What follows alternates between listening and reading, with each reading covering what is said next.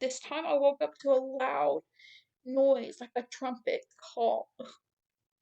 It was so loud, and it scared me. You don't think about it, like, there was no thinking. I just grabbed my daughter, who was woken up by the noise too, and your only thought is you have got to move.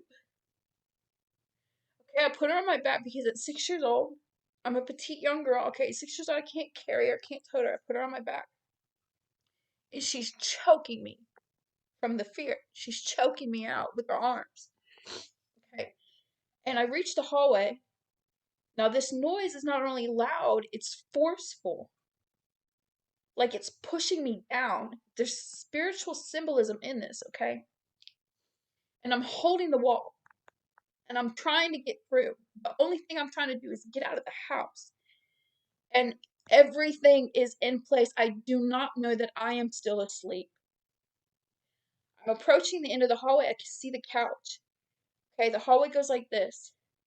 Okay, I'm coming out of my bedroom and I go down the hallway like this. And the couch is right there. And the front door is this way. So I'm coming down the hallway. I can see the couch. I'm getting closer. I'm still pushing, pushing, pushing, pushing.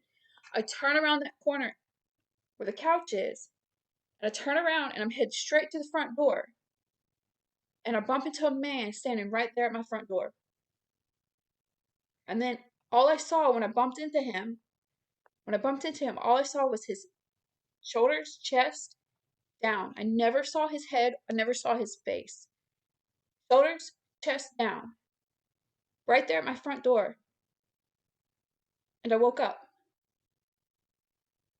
in fear, confusion, which is what science says happens.